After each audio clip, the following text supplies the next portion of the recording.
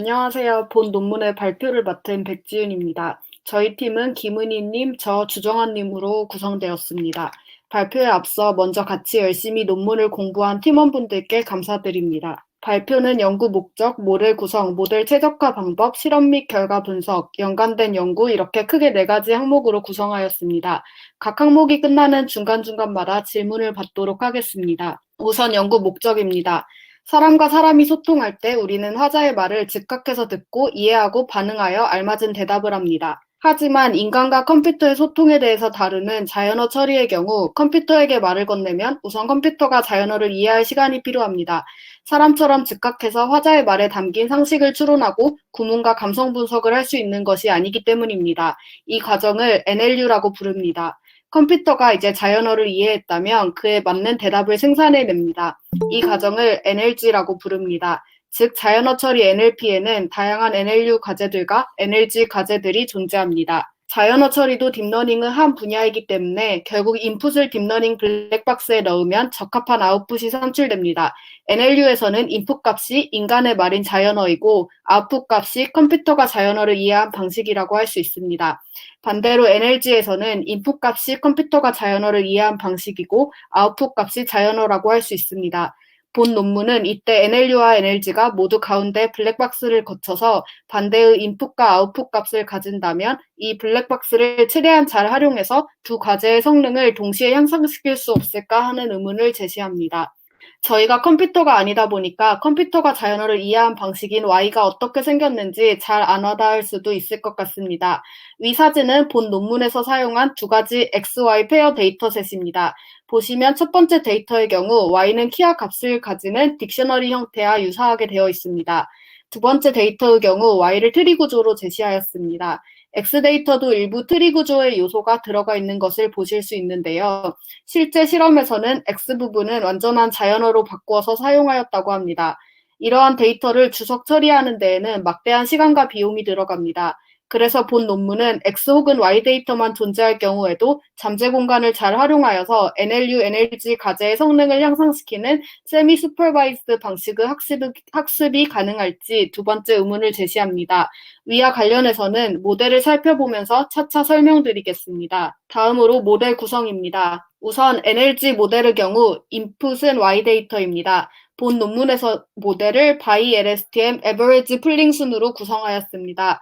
이러한 모델을 거쳐서 생성되는 아웃풋 값을 Z라고 하겠습니다. 여기서 주의할 점은 Z는 인코더 자체 내의 아웃풋 값이라는 것입니다. 실제 이 Z가 어떻게 하여 디코더에 잘 들어가서 디코더에서 나오는 최종 아웃풋 값인 X가 되는 것입니다. 관련하여서는 차차 설명드리겠습니다. 그런데 똑같은 인풋 Y를 넣어도 이처럼 Z는 매번 달라지는 것을 알 수 있습니다. 딥러닝이 이러한 특징을 갖는 블랙박스라는 것을 감안하였을 때 Z를 정확한 수치로 딱 구한다는 것은 불가능합니다. 그래서 Z의 모수를 통해서 Z를 추정해주고자 합니다. 이를 위해서 다음 층에 동일한 차원을 갖는 댄스 레이어를 2개 추가하고 하나는 Z의 평균, 하나는 Z의 표준 편차를 아웃풋 값으로 산출하도록 합니다. 이러한 본 논문의 모델 구성은 대부분 VA라는 논문에서 응용되었습니다. 실제 VA 코드도 이처럼 단순합니다. 여기 레이턴트 딤에는 지정하고 싶은 Z의 차원수가 들어갑니다. 혹시 VA에서 인코더가 어떻게 Z의 최적화된 모수를 아웃풋으로 산출하도록 학습될 수 있는지에 대해 궁금하시다면 질문 주시면 감사하겠습니다. Z 차원과 모수에 대해 직관적으로 이해해보면 Z의 각 벡터, Z1, Z2, 등등은 데이터 각각이 갖는 다양한 특징을 반영합니다. 그리고 각 Z 벡터의 모수인 평균은 인풋의 인코딩 값이 어디를 중심으로 몰려 있어야 하는지를 조절하고 표준 편차는 각각의 인풋의 인코딩 값이 평균으로부터 얼마나 달라질 수 있는지를 결정합니다. 그 다음으로 인코더와 디코더를 연결시켜야 합니다. 마지막 두 댄스를 통해 나온 것은 정확한 Z값이 아니라 Z의 모수입니다. 이 Z의 모수를 통해 해당 확률 분포 속에서 Z를 랜덤하게 추출하는 것은 불가능합니다. Z값이 랜덤 추출을 통해 그때그때 달라질 수 있는 스토캐스틱한 특징을 가지기 때문에 오차 역전파가 불가능하기 때문입니다. 그래서 Reparameterization 트릭을 활용합니다. 이 부분 역시 VA라는 논문에서 응용되었습니다. Reparameterization 트릭에서는 미분 불가능한 원인을 아주 영향력이 적은 작은 값에게 떠넘기고 학습해야 할 매개 변수는 미분 가능하도록 바꿉니다. 해당 모델에서도 z를 뮤 플러스 표준편차 더하기 입실론으로 정의함으로써 값이 고정적인 뮤와 표준편차는 학습 가능한 매개 변수가 되고, 스토캐스틱한 문제는 표준 정규분포로부터 매우 작은 값을 랜덤 추출한 입실론에 떠넘겼습니다. 그리고 디코더의 구성을 살펴보면 우선 인풋 X는 LSTM 층을 거친 후 인코더의 인풋 Y가 바이 LSTM 층을 거쳐서 생성된 값과 어텐션이 일어납니다. 즉 디코더 각 단어는 다음에 올 단어를 예측할 때 인풋 값을 고루 참고할 수 있게 됩니다. 그 후 아까 정의한 Z와 어텐션을 거치기 전 LSTM만 거친 값과 어텐션까지 거친 값을 병합해줍니다. 그 후 댄스를 한 번 더 거치고 소프트맥스 활성화 함수를 통해 디코더 아웃풋 값, 즉 X가 생성됩니다. 예를 들어 해당 E2E 데이터는 다음과 같이 구성된다고 할 수 있습니다. Y가 트리 구조로 존재하는 웨더 데이터셋의 경우 어떻게 트리 구조가 직관적으로 들어가는지 상상이 잘 안 갔는데, 트리 구조를 선형화하는 툴들이 많다고 하니 아마 그런 툴을 사용해서 집어넣은 것이 아닐까 싶습니다. NLU 모델 구성도 크게 다르지 않습니다. 다만 X를 넣어서 Y를 생산하는 NLU의 경우 각 문장에서 동일한 단어는 거의 없는 자연어인 X에 비해서 형식이 고정적이고 변수가 많지 않습니다. 그래서 Z의 표준 편차는 이용하지 않고 효율성을 위해서 평균만을 이용해 Z는 뮤라고 정의합니다. 이후 구성은 NLG와 동일합니다. Y값이 슬롯과 밸류의 형태로 구성된 E2E 데이터의 경우 한 슬롯당 한 개의 분류기가 존재한다고 논문에서 제시되어 있습니다. 여기까지 질문 있으신가요? 제가 말씀드릴게요. 제 발표 잘 듣고 있습니다. 그 제너레이티브 모델을 활용해서 NLP를 하는 거에 장점이 따로 있나요? 이제 제가 아는 바에 따르면 이게 NLP에서 NLU와 NLG 따로따로 모델 구성이 되어 있어서 그러니까 과제 자체도 이제 인코더와 디코더를 연결할 수 없는 구조들이 굉장히 많고, 그리고 이제 이렇게 그 제너럴한 모델의 경우에도 NLU에서 성능이 높으면 NLG에서는 성능이 낮아지고 이러한 문제점들이 있다고 하여서 계속해서 인코더와 디코더 따로따로 있는 구조가 아니라 이것을 접목해서 두 개의 태스크를 동시에 해결할 수 있는 연구들이 현재 많이 나오고 있는 것으로 알고 있습니다. 또 질문 있으신가요? 네, 알겠습니다. 잠시만요. 다음으로 모델 최적화 방법입니다. 저는 해당 부분을 이해하는데 처음에 많은 어려움을 겪어서 차근차근 정리해 보겠습니다. 관련 내용에 익숙하신 분들은 아주 편안하게 들으셔도 될 것 같습니다. 옌킨의 부등식을 통해 오목 함수에서 원 인풋 값의 평균을 함수식에 넣은 값이 원 인풋 값 그대로 함수식에 넣고 평균을 취한 값 이상임을 알 수 있습니다. 로그 함수도 오목 함수이므로 해당 공식이 성립합니다. 그리고 KL 다이버전스는 다음과 같은 수식으로 두 확률 분포의 차이를 나타냅니다. 말지널라이제이션의 경우 A 변수와 B 변수의 관계를 보고 싶은데 C 변수가 개입되어 있을 때 모든 C 변수의 경우에서 A 변수와 B 변수의 관계를 구해줘 정확한 결과를 구하는 과정이라고 이해했습니다. 예를 들어 날씨에 따른 사람들의 행복도 변화를 알고 싶은데 모든 사람들은 필연적으로 어떠한 국적을 가지고 있습니다. 따라서 어떠한 날씨가 주어졌을 때 모든 국가의 사람들의 행복도가 어떻게 되는지 각 국적의 경우를 다 더해줘야지 정확한 결과를 구할 수 있습니다. 결국 저희가 하고 싶은 것은 이미 존재하는 XY 데이터를 통해서 특정 Z값이 나올 확률을 최대화시키는 것입니다. 이 값이 최대가 되는 Z가 제일 이상적인 잠재 공간의 값일 것입니다. MLE 방식을 활용하여서 우도를 최대화시킵니다. 이후 옌케르 부등식을 활용할 것이기 때문에 오목한 모양을 만들어주기 위해서 로그를 취해줍니다. 그런데 XY 기분 Z라고 하였을 때 X가 인풋일 때는 Y를 구하는 과정에서 Z가 관여하고 Y가 인풋일 때는 X를 구하는 과정에서 Z가 관여합니다. 따라서 이 로그 라이클리우드는 Z를 말지널라이즈 할 필요가 있습니다. 그리고 옌킨의 부등식을 유도하기 위해서 x 기분 z를 분모 분자에 곱해줍니다. 여기서 q는 p의 근사값을 의미합니다.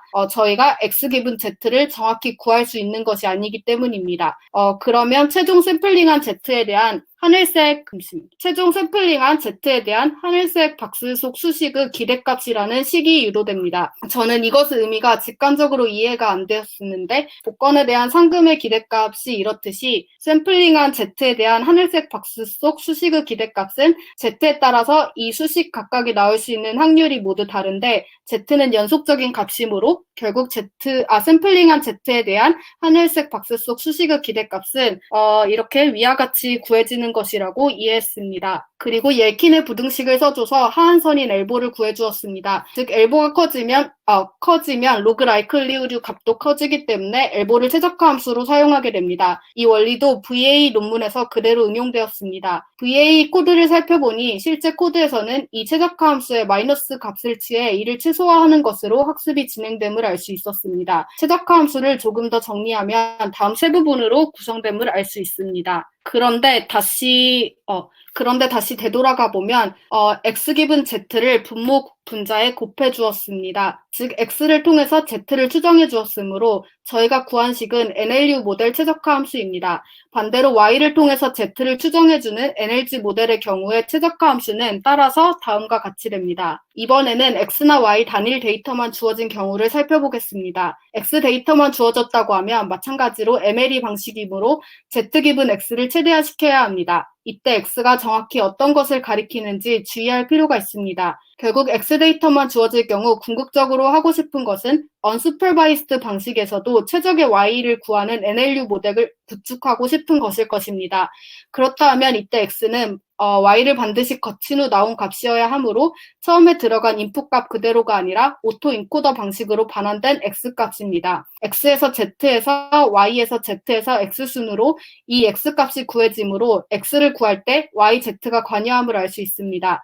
그래서 이번에는 yz를 모두 말지널라이즈 해줘야 합니다. 이후부터는 같은 방식으로 수식이 유도되어서 최종적으로 이러한 결과가 나옵니다. 각 경우별 최적화 함수를 정리해본 슬라이드입니다. 그런데 MLE 방식으로 학습함으로 저희는 우도에 집중하였습니다. 실제 포스테리얼 값은 NLU와 NLG에서 우도 값이 Z 기분 X, Z 기분 Y로 다르기 때문에 다르게 나올 것입니다. 이 말은 본 논문의 목적은 NLU, NLG가 최대한 공통된 잠재 공간을 거쳐서 양쪽의 성능을 모두 향상시키는 것이지만 실제로는 NLU와 NLG 과제에서 생성되는 잠재 공간이 서로 상이할 것이 됩니다. 단순히 프라이어를 통일시켜주는 것으로는 두 상이한 공간을 연결시키는 데에 한계가 있을 것입니다. 그래서 NLG 모델의 프라이어에는 NLU 모델의 포스테리얼 값을 넣어주고 NLU 모델의 프라이어에는 NLG 모델의 포스테리얼 값을 넣어주는 방식으로 두 공간이 서로를 첨조하면서 최대한 공통되게 바뀌어 가도록 만들어 주었습니다. 이 방식이 성공적이었을지 미리 스포일을 하자면 Z 기분 X가 해당 그래프에서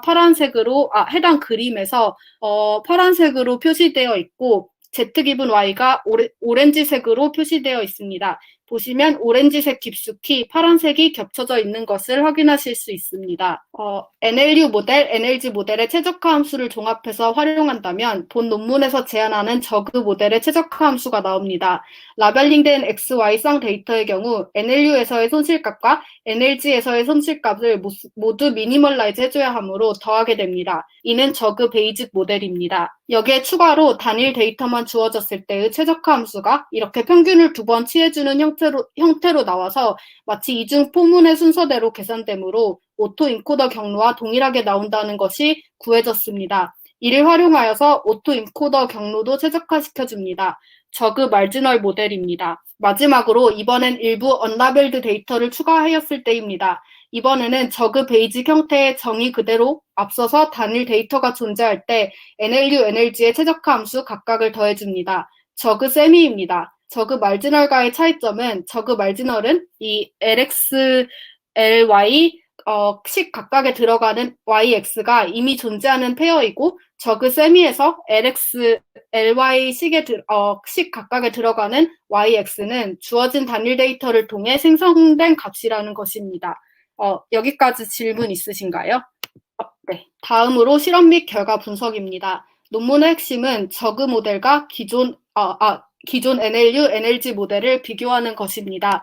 두 모델 모두 비장의 무기가 있습니다. 기존 NLU, NLG 모델의 경우 언라벨드 데이터로 프리트레이닝한 후 생성된 데이터를 통해 추가로 넣을 라벨드 데이터를 원래 쓰려고 했던 라벨드 데이터에 합쳐서 데이터 수를 부풀린 후 다시 기존의 프리트레이닝으로 학습되었던 단일 모델을 파인 튜닝 시키는 어그멘테이션 모델을 치트키로 사용하였습니다. 저그 베이직과 기존 NLU, NLG 모델을 비교해보면 저그가 NLU, NLG 각 과제에 특화된 기존 모델보다도 성능이 우수함을 알 수 있습니다. 다음으로 저그 모델 전체와 기존 NLU, NLG 모델의 비교입니다. 단일 모델의 치트키인 어그멘테이션 모델에서는 그 기존 일반 단일 모델인 디커플드보다 성능이 향상하였지만 저그 모델의 성능에는 미치지 못했다는 것을 알 수 있습니다. 그리고 저그 세미 모델의 경우 성능이 다른 저그 모델들, 기존 모델들 모두보다 우수했습니다. 라벨링된 데이터가 5%로 매우 적을 때 기존 모델과의 차이가 더욱 두드러집니다. 이는 데이터 수가 적은 경우 NLU, NLG 과제에서 저그 모델이 잘 활용될 가능성을 보여줍니다. 그리고 본 논문에서는 NLU, NLG 과제 학습에서 공유되는 Z 공간의 무게에 대해서도 살펴보았습니다. 테스트 시 Z를 학습된 공유 공간으로 하지 않고 표준 정규 분포에서 추출된 암호값으로 하여 비교를 해보면 특히 NLU 과제에서 과제의 경우 본 논문의 방식으로 잘 학습된 공유 공간을 사용함이 매우 중요함을 알 수 있습니다. 마지막으로 단일 데이터셋만 존재할 경우 자연어만 존재하는 것, 컴퓨터가 이해한 방식만 존재하는 것, 둘 다 따로따로 존재하는 것, 어느 쪽이 더 효과적일지를 알아보았습니다. 라벨드된 데이터는 아니지만 어찌되었든 데이터를 더 추가해주는 것이다 보니까 단일 X, Y만 추가했을 때에도 성능이 일부 향상되었습니다. 하지만 Z가 NLU, NLG 학습에서 공유된 공간이다 보니까 바이 언라벨드 데이터를 사용했을 때 제일 효과적이었습니다. 여기까지 질문 있으신가요? 네, 발표 잘 듣고 있습니다. 혹시 수식 같은 거 손글씨로 돼 있는 거 직접 작성하신 건가요? 사실 그 수식의 경우 논문 뒤에 유도 과정이 매우 자세하게 나와 있었는데, 제가 보면은 그냥 보기만 하면 제가 이해하는데 좀 부족함을 느껴서, 쓰면서 정리해 보았습니다. 그 부분 덕에 조금 더 잘 이해가 되는 부분이 있는 것 같아서 혹시 다른 데서 자료를 가지고 왔나 싶었는데, 직접 작성하셨다니 되게 고급스러운 작업이었는데 감사드립니다. 또, 그리고, 일단은 앞에 VA를 이제 언급을 해주셨잖아요. 계속 이제 VA 관련 이제 marginalize 한다든지 아니면 reparameterized 트릭을 한다든지 VA에서 나온 거를 이제, 나온 트릭들을 많이 사용을 한 것 같은데, 이제 NLU 과정에서 중간에 그러면은 컴퓨터가 이해하는 부분으로 바뀐다라고 했잖아요. 그게 예를 들면 오토인코더에서 레이턴트 벡터 같은 느낌인가요? NLU 최적화 함수 관련해서 말씀해 주시는 건가요? 최적화라기보다는 약간 VA에서 걔도 오토인코더니까 이제 레이턴트 벡터가 중간에 나와서 그 레이턴트 벡터가 어떤 이미지가 되는 거잖아요. VA에서는. 네네. 근데 이 NLU, NLG라는 태스크에서 이제 앞에 예시로 들어주신 거는 어떤 질문에 대한 대답을 하는 컴퓨터가 대답을 하는 태스크였는데 자연스럽게 대답을 하기 위해서 중간에 NLU가 나오는 어떤 이제 NLU 벡터가 필요하다라고 이제 이해를 했었는데 이제 그렇게 따지면은 VA의 레이턴트 벡터가 NLU의 결과로 나오는 어떤 결과와 비슷한 건지 그거를 질문드리고 싶어요. 제가 제대로 이해하는 게 맞나요? 이게 이제 NLU를 그러니까 추상적인 잠재 공간은 전혀 아니고, 그러니까 이제 NLU보다 이제 Y 컴퓨터가 이해한 방식인 Y도 하나의 데이터고, X도 이제 사람이 이해한 컴퓨터가 이해한 하나의 자연어 X 데이터인데, 이 Z는 그 사이에 이제 모델을 통해 나오는 잠재 공간이 Z인 것이고, 이제 X가 인풋으로 들어가서 Z를 거쳐서 Y를 생성해내는 것으로 이해하시면 될 것 같습니다. 네. 그러면은 아, 네. 네네.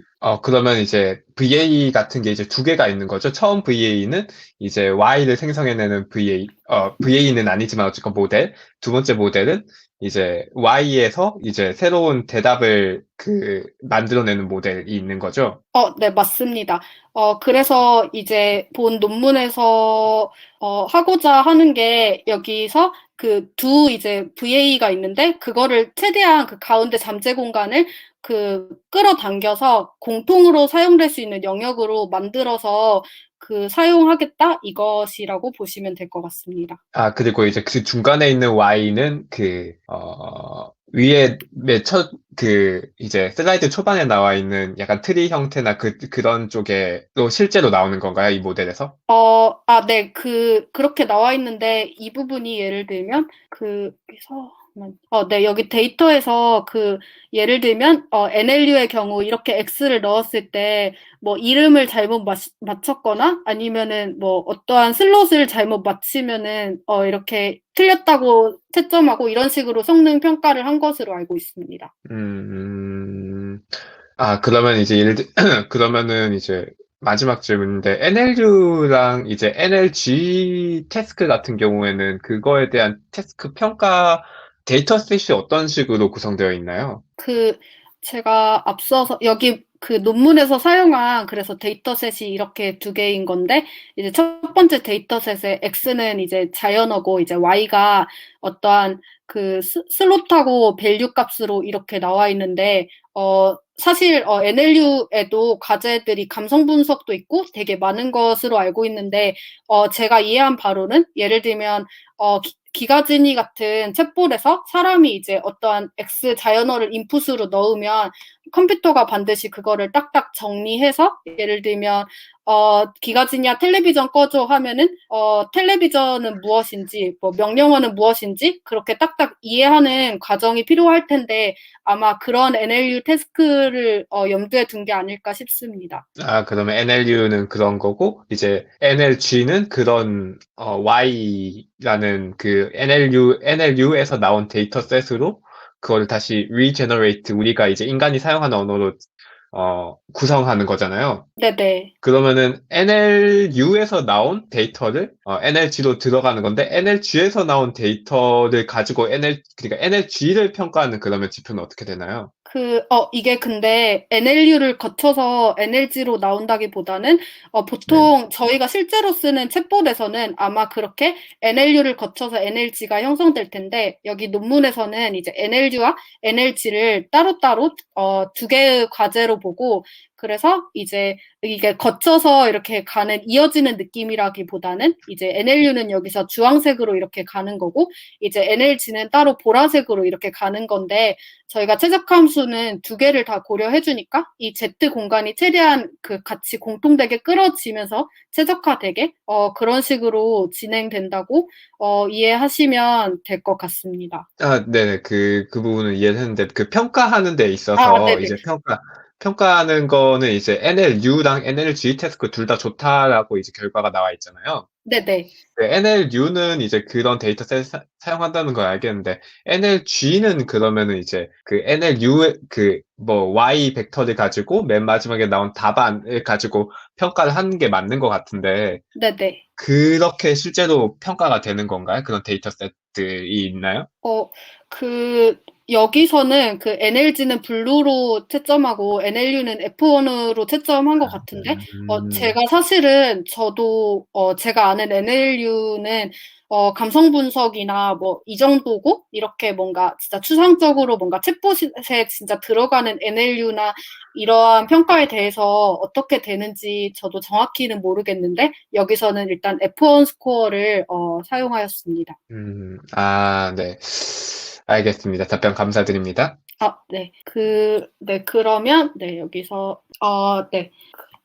그 다음에 사실은 F1과 블루만 사용하기보다도 여기서 따로 다 맞춘 비율도 고려를 해 주었다고 합니다. 그래서, 여기서도 NLG에서도 블루 스코어만 가지고 판단한 게 아니라 semantic accuracy라고, 그래서 예를 들면 그 어떠한 문장이 생성됐는데 이제 문장에서 예를 들면 그 Y 데이터셋에 식당 이름이 뭐 가나다라고 돼 있었는데 이제 NLG 모델에서 생성한 거는 뭐 나다마 식당에서 밥을 먹었어, 이런 식으로 그 슬로우 밸류를 잘못 넣어서 생성한 문장의 경우에 그런 시멘틱 어큐레시도 같이 고려했다고 합니다. 그러면 네. 저는 처음에 본 논문을 이해하는데 많은 어려움이 있었습니다. 이후 이 논문의 대부분의 원리가 VA 논문에서 응용되었다는 것을 알 수 있었습니다. 그래서 VA를 비롯한 연관된 논문 2개를 소개드리고자 합니다. 오토 인코더 논문의 경우 잘 아시겠지만 원 피처스를 다시 복원한 값이 최대한 원 피처스와 동일하도록 하는 리컨스트럭션 로스에만 집중합니다. 그렇다 보니 답만 잘 맞추는 방식으로 학습하여서 오버피팅이 됩니다. 이를 보완한 VA 논문의 경우 리컨스트럭션 로스 이외에도 KL 다이버전스를 통해서 오버피팅을 방지하는 레귤러라이제이션 로스까지 추가해줍니다. 해당 레귤러라이제이션 로스 부분이 본 논문에도 그대로 사용되었음을 알 수 있습니다. 여기까지 질문 있으신가요? 네. 그 다음에 저는 사실은 아까 여기서